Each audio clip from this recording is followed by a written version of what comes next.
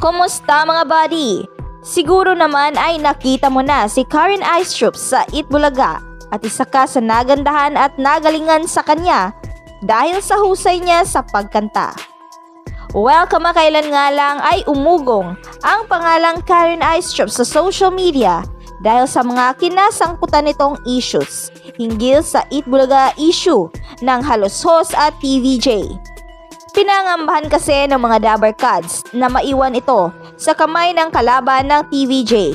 Kaya nanawagan nga ang mga solid fan ng TVJ na sana'y isama nila si Karen Aistrup sa bagong lilipatang tahanan ng Eat Bulaga.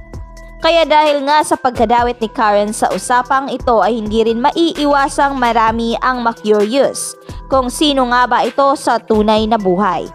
Kaya dahil nga may nag-request ay heto na at pinaunlakan ko na. Kaya for today's video ay samahan nyo kung alamin kung sino nga ba siya at ano ang mga lihim sa likod ng kanyang kasikatan. Paano siya nagsimula at paano nga ba binago ng Eat Bulaga ang buhay niya at marami pang iba.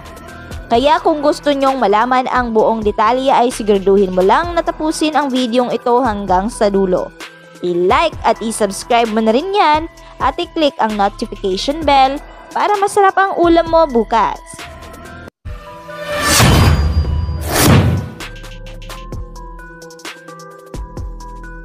Si Karen Emil Aistrup Frederiksen o mas nakilala sa kanyang stage name bilang Karen Aistrup ay isinilang noong February 5, 2009 at siya nga ay tumong Cebu City. Ayon nga sa panayam kay Karen Aistrup ay sa edad pa lang na 3 taon ay talagang kinahiligan na nito ang pagkanta. Kaya doon na rin nagsimula na i-enhance ng nanay niya ang talent niya. Dahil sayang naman kung ito ay mapabayaan.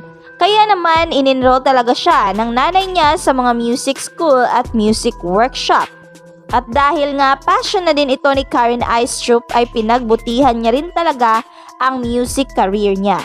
Hanggang sa noong pagtungtong niya ng 7 taong gulang ay sumali na siya sa kanyang kauna-unahang pageant sa Cebu. At syempre dahil nga sa may angking ganda naman siya at may talent portion din sa pageant na iyon ay dito niya naiuwi ang kanyang kauna-unahang panalo.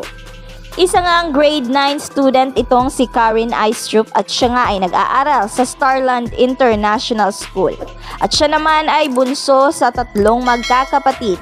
Kaya nasa sa kanya nga nakabuhos ang lahat ng atensyon at suporta ng pamilya niya buddy. At ang isa nga sa ginawang motibasyon ni Karen Aistrup upang magtagumpay sa buhay ay ang kanyang pinakamamahal na ina. Nakita niya kasi lahat ng sakripisyo nito dahil kahit na single mom lang ito ay naitaguyod pa rin sila ng nanay nila. Kaya naman sa lahat ng sinasalihan niyang kompetisyon ay super motivated talaga siya.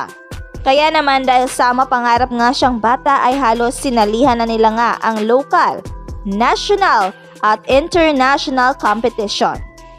Masasabi mo rin talagang nakapakapalaban ng batang ito. Ang isa nga sa magpapatunay dyan ay noong sumali siya sa isang paligsahan sa ibang bansa noong year 2018 kung saan nire-representa niya ang Team Philippines. Ayon pa nga kay Karen, na ang ipinagdadasal niya lang that time ay kahit man lang makakuha siya ng isang gold medal para sa bansa. Ngunit ang hindi niya alam ay may mas maganda pa palang plano ang Diyos para sa kanya. At nanalo lang naman siya ng 8 gold medals, 7 plaques bilang World Champion Division winner. Grabe din, di ba? And the same year nga ay nasali rin si Karen sa segment ng Eat Bulaga na Hype Kang Bata Ka. Well, ang dami ngang opportunity na lumapit kay Karen that time. Gaya ng pagsali sa ibang kompetisyon at pagkakaroon ng advertisements sa tops. Pero yun nga ay nung nagkaroon na ng pandemic ay nalimitahan naman ito at humina nga ang mga events and competition. Kaya naman team bahay muna siya. Buti na lamang ay may nag-invite sa kanya na isang talent scout upang mag-perform via live streaming. Pero sa awa ng Diyos ay muli na namang may nagbukas na opportunity kay Karen Aistrup. At ito nga ay ang makipagtagisan sa Be The Next ng Eat Bulaga. At para sa hindi pa nakakaalam kung para saan ang Be The Next segment, ay ayon sa Eat Bulaga Fandom Wiki na ito ay programa ng Tape Inc. na kung saan ang tanging layunin lamang ay ang makahanap ng bagong isasali sa pagiging co-host ng Eat Bulaga. At yun nga, dahil sa ipinakita niyang husay ay naipanalo niya ang lahat ng laban niya at itinanghal bilang the Be The Next Grand Winner. Ang pagkapanalo niya ngang ito ay labis niyang ipinagpapasalamat sa Diyos, sa pamilya niya at sa lahat ng tumulong sa kanya at sa mga sumusuporta pa sa kanya. Especially sa Eat Bulaga. At noong February 2023 nga lang ay nagsimula na siya as a host ng Eat Bulaga.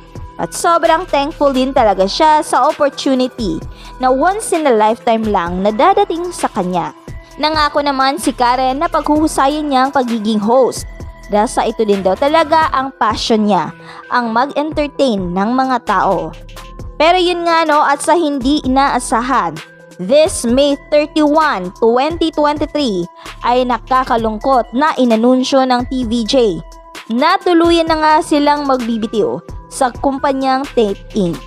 Kasama ang mga Dabber Cards host na ang loyalty ay nasa TVJ ay heto ngang si Karen Aistrup ay naiwan sa mga bagong host na kinuha ng tape. Kaya dahil dito ay nag-viral si Karen Aistrup at pinanawagan ng loyal Eat Bulaga viewers na sana'y i-absorb nila si Karen Aistrup kung saan man mapunta ang TVJ. At yun nga, laking tuwa ng mga fans na muling nasama si Karen Aistrup sa original Eat Bulaga Dabber Cats dahil ang TVJ lang daw ang karapat-dapat na mag-handle kay Karen Aistrup dahil sila din naman ang pumili nito. Sa ngayon ay muli na ngang umere ang TVJ sa TV5 kasama ang mga original Dabber Cats at pati na din si Karen Aistrup.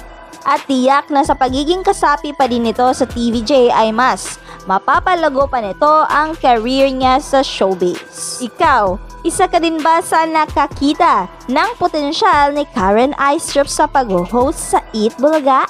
Comment down below para malaman din namin. And syempre, thank you so much for watching, guys! Bish!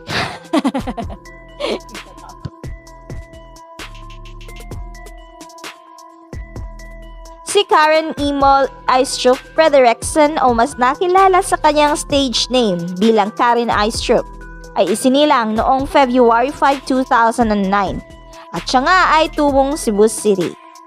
Ayon nga sa panayam kay Karen Aistrup ay sa edad pa lang